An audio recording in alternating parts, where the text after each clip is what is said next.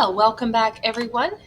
We are back once again to be talking more about the Washington administration, but we are also going to be moving on and looking at the Adams administration as well, still looking at this very critical early Republic period as the Constitution is still taking shape and the first presidential administration of still figuring out a lot of things and setting the United States on a particular path that we're going to keep seeing for quite some time. So today we're going to be looking at Washington and foreign relationships, and we're going to see him set again some more precedents, things that Washington will do that then become the pattern, the standard, the mold, not just for presidents and how presidents will operate, but also setting the precedent and setting the stage for what is the United States' place going to be in the world? How are we going to react and how are we going to respond to events in the world, which in these days, that really meant Europe, because Europe was kind of the center of, significant world politics that would have involved and pertained to the United States. So we're going to start to see a pattern here of behavior and problems and issues by European countries and with European countries, mainly Britain and France. And we'll continue to see those things repeating themselves over the course of this unit and the course of this era. So these are things that aren't going to go away quickly, certainly not under the Washington administration for sure. But looking at the major world events. So again, one of the big questions for the new United States is, what is our place in the world? And how do we interact with powerful countries, those that have been our allies in the past, those that have not been our allies in the past? How do we respond to those things? What is going to be our course of action? So the first major earth-shattering event that occurs during the early stages of the Republic, that occurs during the Washington administration anyway, which actually begins right when Washington takes office, was the French Revolution. Now, our purposes here is not to discuss what the French Revolution was about or how it happened or anything like that. I'm sure you studied the French Revolution in world history. The main question here is, for the United States, is how to respond to it, how Americans felt about it, and whether or not the United States government was going to be supportive of the changes that were taking place in France, or whether Americans were not supportive of the changes taking place in France. So again, you don't need to know specifically what the French Revolution is all about, but to give us some context to understand the American response, if you don't remember, the French Revolution breaks out in 1791, and it is in many ways similar to the American Revolution. It is based on the exact same ideals. It is based on the same Enlightenment-based principles, the idea that the people should run the government, that people should have a say-so in their government, and that monarchy was an outdated type of government that was abusive of people's power and, did not protect the rights of the people. So utilizing the same rhetoric, social contract theory, theories about natural rights, and actually borrowing almost directly from the Declaration of Independence, French people rise up, eventually overthrow the monarchy, and establish a provisional democracy in France. In fact, Jefferson helped write the French kind of version of a Declaration of Independence, their Declaration of the Rights of Man. So it's directly inspired by the American Revolution. This is one of the many impacts that the American Revolution has on other parts of the world. We mentioned a while back that the ideas of the American Revolution will eventually influence people in various parts of the world, and the French Revolution is one of those. So now we have one of the oldest and most powerful monarchies in Europe being toppled by these pro-Republican, very American-sounding ideas. Now, again, the question here was not whether or not the United States would get involved in this. This was seen, as completely a French affair. It is a question really about how Americans felt about it and how Americans felt, what should be the government approach to responding to the French Revolution, not getting involved, but just sort of do we support these changes or not support these changes? And that, like a lot of things, tended to be divided amongst political parties. So that's what we're getting to here, is that there's a partisan divide over how Americans felt about the French Revolution, and therefore how they're going to feel about France. Because some of the disputes we're going to be looking at here over this section and a few others involve questions about, do we support France? Do we support Britain? And this is going to influence people's feelings about that. Anyway, we'll start with the Republicans' view. Remember, these are the Jeffersonians. The Jeffersonian Republicans are very supportive of the French Revolution and are very, very pro-French. And that makes sense because the French Revolution is based on American ideals, Republican ideas. Republicans call themselves Republicans because they believe that they are the true defenders of Republican values, power to the people, anti-monarchy, anti-powerful governments, democracy, all those sorts of things. And so they find the French Revolution very, very flattering. It's very exciting. To them, this is proof that our ideas are catching on and that we have started something big. And they see this as, having great potential. Like I said, Jefferson himself influenced the French Revolution, actually helped them write some of their essential documents. So he certainly was going to be very, very supportive of the French Revolution and extremely pro-French. So the Republicans are usually going to be very pro-French, seeing the French as being like us. It's like they're like our brothers over there. They believe in the same things we do. We are the two big republics, or the major republics of the world, so we have to stick with them and support the growth and the development of democracy in France. The Federalists, however, have a bit of a different view.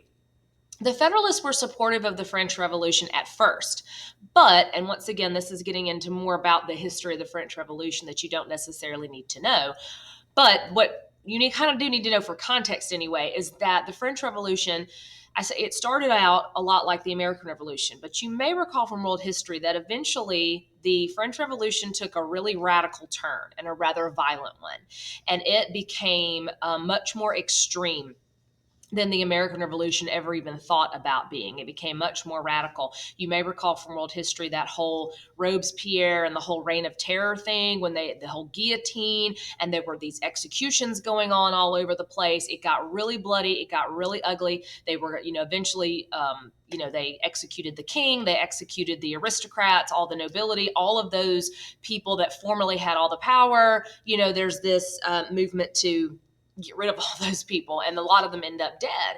So it becomes very, very violent. And when that happens, the Federalists no longer support it. They say that's not what we want, and that's not what America's about. That's very scary to them. And the thing about the Federalists, they argue that this is why you can't trust the common man. This is what happens when those kind of people get power. They would turn to something like Daniel Shays' rebellion and see, again, that's an example of what happens when the people who are not rational enough, who are not educated enough to make good decisions, when those kind of people get power, you have violence, you have anarchy, you have bloodshed. And that they show that the French Revolution is also proof of that when you let the wrong people have control, they're too passionate, they're too emotional, and you get violence and bloodshed like what you've got going on in France. So they don't like that. And they certainly don't want that brand of democracy coming to the United States. And you also have to realize that should that sort of idea come to the United States, and they start going after the wealthier individuals in the United States, that's going to be a lot of Federalists. So they'd be the ones with their heads on the chopping block, their heads underneath the guillotine, if that kind of idea was to come to them. So the Federalists tend to be rather anti-French. They seem to see the French as a little too extreme, kind of too crazy. And they are unpredictable, and there's a lot of instability. The thing about the French Revolution, again, getting more into their history than we probably need to know, but it may be helpful to realize that this caused a lot of chaos in France and instability. And, it was not near as smooth as the American Revolution was. There's going to be, they overthrow the king, and they had this government for a while, and then another government for a while. It was much more violent, and it was much more confused and much more chaotic and much more unstable. And that makes the Federalists very nervous. So they tend to be more pro-British rather than pro-French. So that influences how both sides see France versus England. So now let's see why that started to matter under the Washington administration. It starts to matter under the Washington administration when later in the 1790s, Britain and France went to war, as they have done many, many times over the centuries, and as they will continue to do many more times. Britain and France go to war. They are fighting each other. They are engaged in warfare. And so the question then comes up for the United States: do we take sides? Do we get involved? Do we take sides? And whose side do we take? going back to what we were just talking about a moment ago, we can see that the Republicans are urging we should be supportive of France. They are just like us. They are a republic too. And as some of you are probably already thinking, there are many that are saying we owe France. And that's what France was kind of saying too, because France had allied itself with the United States during the Revolution. They had provided significant assistance to the United States during the Revolution. And so many like Jefferson argued we flat out owe them, that we are still in an alliance with them. And so it would be dishonorable for us not to honor that alliance. They helped us, and so we should at least support them, if not help them, if we can. The Federalists, however, go, no, that's not what we need to do. They would argue, one, that the French are, again, too extreme. Some of them argue that the alliance that they made with France is no longer valid because since the French Revolution, the government that the United States made an agreement with and made an alliance with no longer exists. So therefore, that agreement is now null and void. And just ultimately argue that we are just too weak for this right now. We're not ready for that. We don't need to get involved in a foreign conflict when we're still trying to kind of get on our feet here. Washington's ultimate solution to this, President Washington issues his answer to this question, as he issues what's known as the Proclamation of Neutrality. Neutrality, or to be neutral, means to not take sides. So Washington's decision in this debate is to say we are staying out of it. We are not taking sides at all. We are not taking Britain's side. We are not taking France's side. We are not for or against anyone. Washington's reasoning for this is similar to those things the Federalists were arguing, was we are just too vulnerable right now to get involved in a fight, and we have to kind of make some very selective decisions about what we decide to do. But this is setting multiple precedents, going back to the precedents set by Washington, the standards that he sets that then become the standards and the models for future presidents. There's really two that are being set here. One is the idea of neutrality. This becomes the precedent, and this becomes the path that American foreign policy gets on and stays on for quite some time. And that is staying neutral, staying out of European conflicts, trying to stay out of world conflicts, not taking sides in European wars, not taking sides in foreign wars, and just trying to stay out of all of that stuff. Washington starts that. And that is going to continue to be the path that administrations are going to pursue beyond that. Now, obviously, that is no longer the case. So that's something to watch for, certainly over the next couple of units, but really, for forever, to see how that starts to get eroded away until eventually you have a United States like now that is very engaged in world affairs, and sometimes that means conflict and sometimes not, but taking on a great leadership role. But for a long time, we see presidents trying to maintain neutrality, just trying to stay out of it, and that starts with Washington. And so other presidents are going to do the same thing. The other thing that's kind of a precedent here is we mentioned how the Constitution says that the president should be a chief diplomat, but it's kind of unclear on exactly what that means. By issuing the Proclamation of Neutrality without the Senate, without Congress, by saying, this is what I'm going to do, Washington was setting the precedent that the president decides when it comes to foreign policy, that they can ask Congress's opinion if they want, but Washington chose not to. He did that like one time and all they did was argue about it. And so he was like, I'm not dealing with this, and made the decision on his own. So this idea that the president gets to direct foreign policy, that is something that he does or she does, that Congress can complain about if they don't like it. They can urge the president to do a certain thing, but these are executive actions of the president that they have the authority to do. That's being set here as well. And Washington is interpreting what the Constitution says to mean that the president gets to provide that leadership when it comes to foreign policy. Now, the Proclamation of Neutrality makes some people happy. The Federalists are usually pretty supportive. They think this is good. We need to just stay out of it because, we've got commercial relationships, trade relationships that are far more important. And if we try to get involved in people's wars, that's just going to disrupt that. The Republicans, however, are very angry about it. They see it as cowardice and are very upset that Washington has decided to do this. The other thing is this sets us on another path as well, because saying you're neutral and then actually being neutral are two very, very different things. And what we're about to see happening here is a continuing pattern that we are going to see on and on and on again of the United States trying to be neutral and then European countries violating that neutrality. Sometimes it's going to be Britain. Sometimes it's going to be France. Sometimes it's going to be both. And we're going to see multiple presidential administrations, starting with Washington, try to work out these neutrality violations and try to stay out of a war. But eventually, these things are going to lead to the War of 1812 that we will get to at the end of this unit. Anyway, starting with the neutrality violations that are occurring in the Washington administration. In the Washington administration, that is mostly being done by Britain. And Britain is violating American neutrality by seizing American ships, taking American ships, and confiscating cargoes and blocking American access to ports and things like that. So they're interfering with trade, basically. Technically, as a neutral nation, the United States should have had the right to trade with whomever they wanted, Britain, France, whoever, use whatever ports, because we're neutral, we're not taking sides, and so you can't punish us for doing business with your enemy or whatever. But Britain at this time is not honoring that, and American ships are being taken, and cargoes are being seized, and American trade is being interfered with. Now, this could be considered grounds for war, but Washington, of course, wants to avoid that at all costs, realizing that a war with Britain right now would not be a good idea. So to try to deal with these neutrality violations, Washington is going to send over John Jay, who you may remember from the Federalist Papers, sends John Jay over to Britain to try to negotiate some kind of a deal and try to fix this diplomatically without resorting to fighting. And the result of that is going to be a treaty called the Jay Treaty. Now, the Jay Treaty, without going into too much detail about what's in it, because it's kind of boring. It is boring. It kind of worked out the problem, but kind of not. I would say it more puts a Band-Aid on it.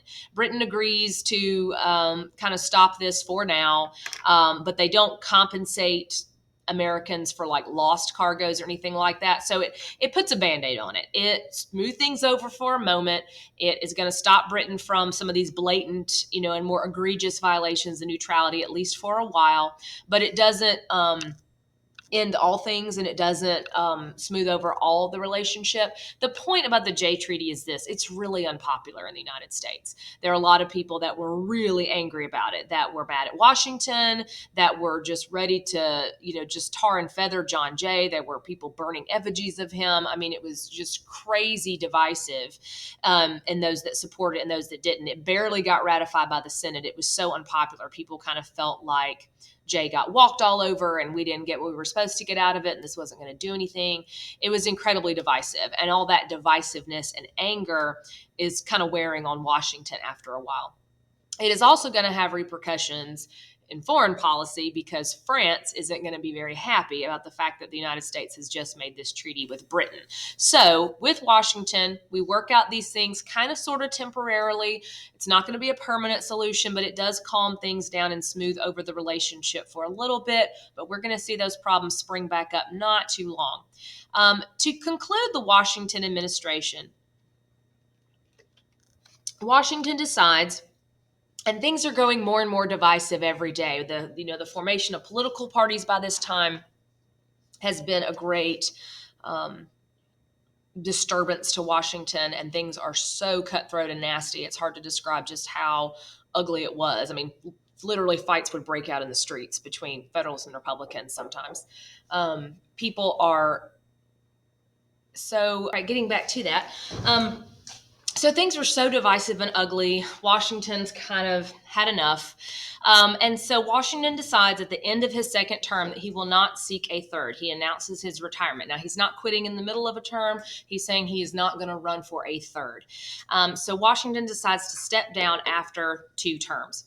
And that becomes another precedent that Washington sets.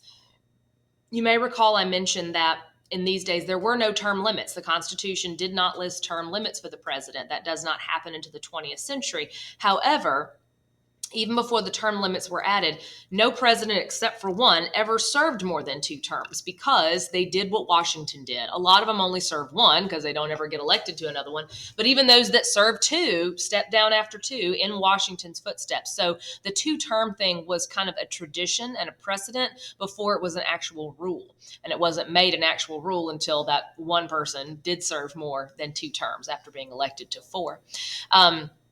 So another thing that Washington does, kind of establishing the idea that the presidency, the power of the president, had a time limit on it as well. But before he leaves office, and in fact, when he announces his retirement, which was, to us, it sounds normal. Of course, presidents leave office, but in these days, people didn't know, and people were probably quite scared the fact that Washington's deciding to step down. Washington gives, or rather it would have been probably read by most people, a speech or called the farewell address. Farewell, of course, meaning a goodbye. And in this, he announces his retirement and all these kinds of things. But also in this farewell address, Washington kind of gave three specific sort of warnings or suggestions or three pieces of advice for the country. And they really reflect some of the things that were happening in Washington's presidency that he was nervous about, that he was seeing happening, that he was kind of distressed about. And they're really quite interesting, as you'll see in just a moment, when we think about the future. So the first kind of warning that he gives is he urges no foreign alliances. He says, we shouldn't be making foreign alliances. It should be the policy of this country, to have good relationships with everybody. He's not saying we shouldn't trade, we shouldn't communicate, or anything like that. In fact, he thinks that's super important. We need to have good relationships with all countries so that we can have trade and we can have good business and all these kinds of things. But we don't need to be making alliances with them so that we get involved in their politics. We don't need to get involved in people's wars. We don't need to get involved in people's business, because that's just not the path we want to go on. That's going to disrupt our trade relationships and things like that. So he's already set that precedent with neutrality, and he's also recommending when he leaves office that continues to be the path, is to not have foreign alliances. So you can see that one was held for a long time, but not forever. A second thing that he warns about is political parties. He warns against political parties. He doesn't use the word political parties. He says things like faction, which was what they were usually called. But he is clearly very worried about political parties, which by this time have really already formed. But Washington was quite dismayed, as many people were, about that. And he argued, as many people did, that political parties were destructive, that political parties incited division, that they incited potential violence, that political parties meant that people would get wrapped up in the interests of the party and not in the interests of the country, not in the interests of the nation, that they became loyal to party first and nations and country second. And he worried that as being very, very problematic. So he was commenting on certainly the divisions that had already occurred and really were already well underway. And a third thing Washington warns against is something called sectionalism. Now, he doesn't use the word sectionalism, but that's what it is. Section, like the part of something. Sectionalism means the division based on region. Okay, sectionalism is division based on region. In other words, people dividing based on north, south, west, and thinking about the interests of the north versus the interests of the south versus the west, so forth and so on. That kind of thing was already happening, and he was already concerned about that for similar reasons that he was concerned about political parties. The idea that, people's loyalty and what they should be thinking about is what's good for the whole country, not just what's good for their state, not just what's good for their region. We need to be unified. We need to be together, and have sort of a common vision and a common goal. And interestingly, sectionalism is something that we will be looking at quite a lot. It will continue to grow throughout this era and beyond. So it's something that will only get worse after that. And of course, we know that political parties stick around and foreign alliances eventually come in as well. So whether or not we're better or worse for having not always followed Washington's advice or only followed it for so long is a matter for debate. But it's interesting that Washington chose those things to be addressing there at the end of his presidency. So now let's take a look at the second president, who has such a hard job. And of course, that is John Adams. John Adams, I think, gets kind of a bit of an unfair treatment. That's sort of more of an opinion, I guess you could say. If you don't like Adams, that's totally fine too. But what a hard act to follow. I mean, what a drag to have to follow George Washington, someone who has, almost celestial kind of status in this country. And even then, quite the celebrity. And Adams is someone who is brilliant, who fought for his country just maybe as much as Washington did, just maybe not in the military, but he had been, a part of the Continental Congress and the Declaration. He was such a big part of all of that, but he doesn't have Washington's celebrity status, and he doesn't have Washington's charm, and he just isn't, he's a hardworking guy. He's a smart guy. But doesn't have the personality that a lot of others did. And he just inherits kind of an ugly situation. And like I said, who can top Washington? Who could follow Washington? So now, again, he does a lot of things that maybe he should have done differently. And if you don't like Adams, that's completely okay. But once again, what a hard act to follow. So we have for the first time what to us has become normal and something that we expect to see happen every 4 to 8 years, and that is the transition of power from one person to another. But in 1796, that had never happened before, and so that was kind of scary. So in the election of 1796, we see the election of John Adams, who was a Federalist. By this time, political parties were concrete. Now, it was still to be seen whether or not they were going to be permanent, but they were certainly there for at least for the time being. And here we have the first presidential administration that truly identified with a particular party. And John Adams, again, as a Federalist, supporting stronger central government and all of those things. And Adams had been Washington's vice president. So he was the first vice president and then becomes the second president. And Adams inherits just kind of a ugly situation, certainly when it comes to foreign policy. Let me back up a second before I get to that. Mainly, okay, we had the Jay Treaty under Washington. Well, the Jay Treaty made France mad because France still holds that the United States kind of owes them something. The United States should align with them, should support them in their war with Britain. They were not happy about neutrality. And then they're further angry about the Jay Treaty because to them, it seems like an alliance. They feel like the United States is about to make an alliance with Britain. That is not what the Jay Treaty was, but to France, it kind of seemed that way. So under the Adams administration, now it's France that's doing all of those things that Britain was doing. Now it's France doing all the neutrality violations, seizing ships, taking cargoes, blocking ports, sometimes taking people. All that kind of stuff is going on. Adams, just like Washington, and for the same reasons, wants to try to avoid a war here. We don't need to go to war over this. It's grounds for war, but we don't want to do that. So he sends over 3 individuals, 3 ambassadors, like 3 ministers, to go over to talk with the French government about how can we work this out. But unlike with the Jay Treaty, where we ended up with an actual treaty, this whole attempt at negotiation just blew up into a big scandal because when those 3 Americans got there, the French demanded a bribe. They wanted to be paid before those Americans could meet with the French government, with the French foreign minister that they were supposed to meet with. They send these other people and they're like, okay, pay up. Which actually was kind of a common thing in Europe. These sort of shady, underhanded, money under the table kind of things were kind of common in European politics. But that sort of dishonesty, bribery, all that kind of stuff was just shameful to Americans, and it felt like a slap in the face. And so this whole incident, which Americans were outraged by, horrified by, and felt incredibly disrespected, was known as the Xyz Affair. That's what American newspapers called it. So this whole incident where the French demand a bribe in order for negotiations to take place was called the Xyz Affair. The reason it was called that was because the 3 French agents that were sent that asked for the money that demanded the bribe, we never knew who they were. It was all anonymous. So American newspapers just talked about them as agents X, Y, and Z. So that's why it gets called the XYZ Affair. But this whole thing turns into a huge scandal. It's a big embarrassment. Adams, of course, it means the negotiations do not happen. Adams recalls the delegation and people are just angry, angry, angry. It just feels like a slap in the face. It's just further a indication, as the neutrality violations were an indication, that Britain, and in this case France, didn't take the United States seriously and didn't treat the United States like a true independent country, and you're just stringing us along and just assuming that because we're young, we're just going to take it, kind of a thing. So it really creates a lot of outcry, and it also means that negotiations break down. And so this negotiation to try to fix this problem does not happen. That ends up resulting in a 2-year-long undeclared naval war with France, which we call the quasi-war. So the quasi-war, this was an undeclared, so that means the United States never declared war on France. France never declared war on the United States. Nevertheless, the 2 were fighting. It's a naval war, which means it's all on the water.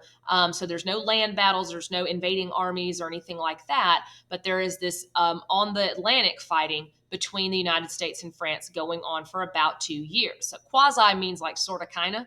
So it's undeclared, neither side really acknowledging that it's even going on officially. And this just kind of goes on. without much of an end in sight for a while. And this causes Adams to get a lot of criticism. Adams becomes quite unpopular for a number of reasons, and this was one of them, was because this war was going on with France, and it didn't seem to be going anywhere. The break in the conflict finally comes when, you may remember from world history, Napoleon. Napoleon comes to power in France about the year 1800, and Napoleon was willing to talk. Napoleon was willing to reopen negotiations with the United States and maybe give in and compromise a little bit more with the United States because, as you may recall from world history, Napoleon's got his sights set on European domination. So he wants to get to work on that, and he doesn't need this little naval war going on with the United States kind of bothering him. He doesn't need that distraction, so he's willing to work things out. So eventually we will get in the Convention of 1800, which essentially makes peace with France. It ends the quasi-war, smooths over the relationship between the United States and France.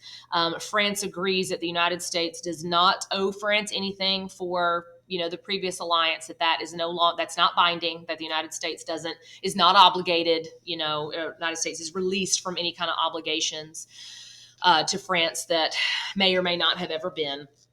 And it smooths over that relationship. So this one eventually works out relatively well. We'll continue to see a few problems with France, but it smooths it over, at least for the near future, pretty well. Unfortunately for Adams, it comes a little bit too late for him. 1800 was also an election year. And by the time the Convention of 1800 was reached, and certainly by the time that news of the Convention of 1800 and the peace with France had been made public, Adams had already been defeated in the election. But Adams would always say that this was probably his greatest accomplishment, was making peace with France, and that smooths over that relationship, which is going to make some big things that happen under the next presidency possible, namely the Louisiana Purchase that we'll be looking at in a little bit. But to finish up, let's want to look at things domestically under Adams, and here it gets kind of nasty too. So I mentioned that this is the first presidential administration that is truly what we call partisan. Partisan, if you look at that word there, it looks like party. Partisan means that things are divided between political parties. If you have a partisan issue, that means it's real divisive. And when one political party feels really strong one way and another political party feels really strong another way. This was a moment where the disagreements between Federalists and Republicans were just so ugly. People really felt like the country was about to tear itself apart sometimes. It was probably the kind of stuff that seems more normal to us now, which is sad, but it was distressing in this day very, very much. And what we see happening is partisan politics, laws being passed, policies being made that were, above all, one party trying to outdo the other one party trying to damage the other one party trying to silence the other one or shut them up. It's not so much about let's do what's great for the country, but let's see what we can do to, mess these people up or, throw them under the bus, as it were. And all this happening in the Adams administration. So I'm going to put both of these laws up here together. They are two different laws, the Alien Act and Sedition Act, but they're oftentimes strung together as the Alien and Sedition Acts because while they are very different, they have the same purpose. What we have in the Adams administration, you have a Federalist president and you have a Federalist-controlled Congress. They have the majority. So that means that the Federalists can pretty much get what they want. They have the votes in Congress to pass the kind of policies that they support. They have a president that is going to sign those things into law. And so what the Federalists are going to end up doing in the late 1790s is passing laws like the Alien and Sedition Acts that were meant to hurt the Republican Party. They are meant to damage the Republican Party, to silence the Republican Party, to make them less of a threat, and maybe even get rid of them. The Alien and Sedition Acts both did that in some kind of a way. The Alien Act doesn't have to do with space aliens. It has to do with immigration. Okay, you're talking about foreigners. Aliens is in foreigners. What the Alien Act did was it made it take a lot longer for a person to become a citizen. There's an amount of time that a person has to live in the United States before they can start the process of citizenship. The Alien Act extended it by many, many years. It made it something like 14 years or something like that people had to live here. Now, how that affects Republicans is that new citizens, people that were just coming to the United States, immigrants that were just becoming citizens, they were far more likely to be Republicans because they're far more likely to be farmers. They're far more likely to be poor people. They're far more likely to identify with the beliefs of the Republican Party. They're not really wealthy people most of the time.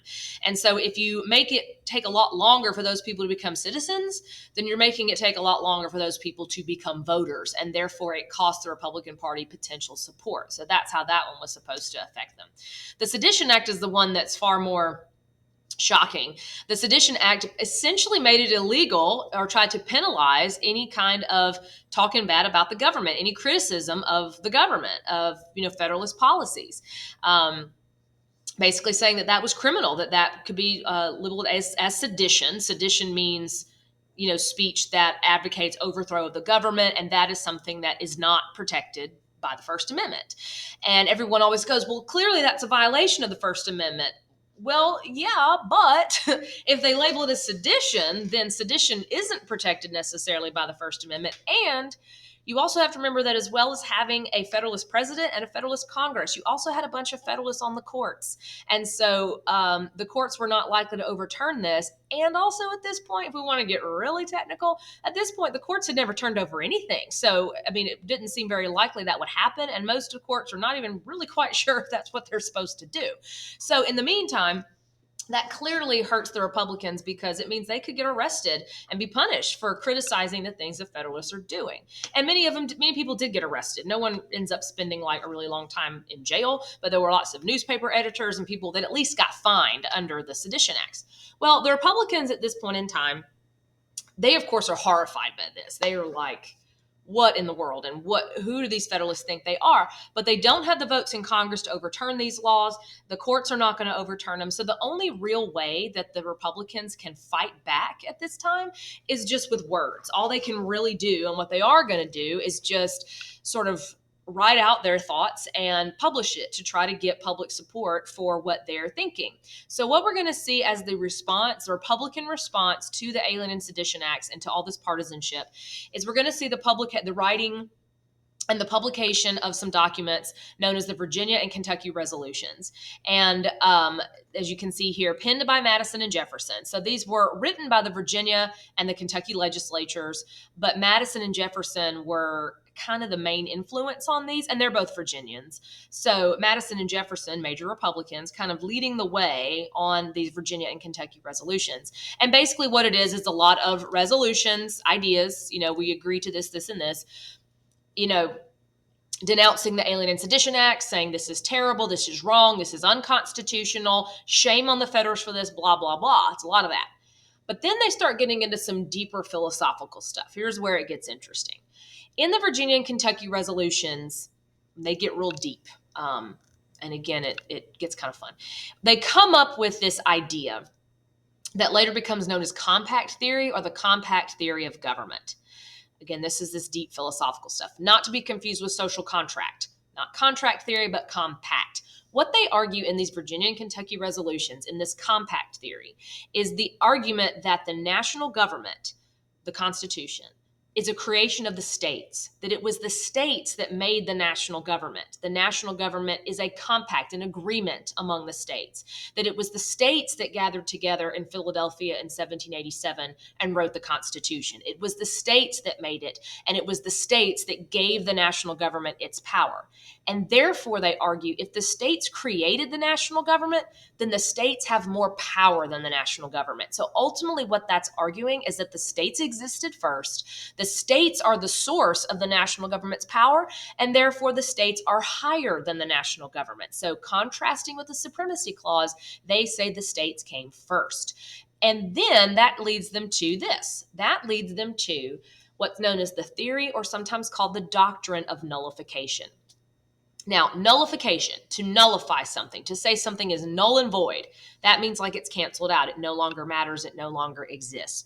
What they argue is that given the compact theory, they argue that states have the authority to nullify federal laws, that they have the ability to nullify, to cancel, to void out laws made by the national government. That if the national government passed a law, like, say, for example, the Sedition Act, and the state said that's the state's job, and the state's duty to jump in and say, no, that's unconstitutional, and strike it down. That's what they argue. Now, at this point in time, it's just a theory. Okay, it's just words that they've put out there. And some people read it and say, yeah, that's right. And some people say this is crazy, and some people ignore it. At this point in time, we're not going to really see it come up in practicality, because it's not going to be that long before this is like 1799 when this is written. 1800 is an election year. Jefferson's going to win the presidency. He's a Republican. You're about to get a Republican Congress. The Republicans are soon going to have the control that they didn't have in the 1790s. They're going to be able to overturn Alien and Sedition Acts and all that stuff. So they're not going to have a need to try this, to actually see if that works and see what happens. And so it kind of gets forgotten about for a while. And even later in life, Madison in particular, later kind of says, oh, yeah, that whole nullification thing, yeah, we were pretty mad that day. That's probably not a good idea. But the idea is out there, and then it kind of gets put on the shelf for a while. But you can bet, I promise you, that a generation or so later, some newer folks that weren't around when this stuff was written, or at least weren't involved when this stuff was written, are going to pull that off the shelf, blow the dust off of it, and try to use it eventually. So we will see this doctrine of nullification, this whole idea of compact theory, it's coming back a little bit later. And they're going to base some of these arguments about nullification and so forth, they're going to base that on those Virginia and Kentucky resolutions. But like I said, we are about to see the Republicans have their moment. They are about to have the power that they have not had. And we will see how they change some things, but not everything, not as much as we might think. So we'll look at that under the Jefferson administration next time.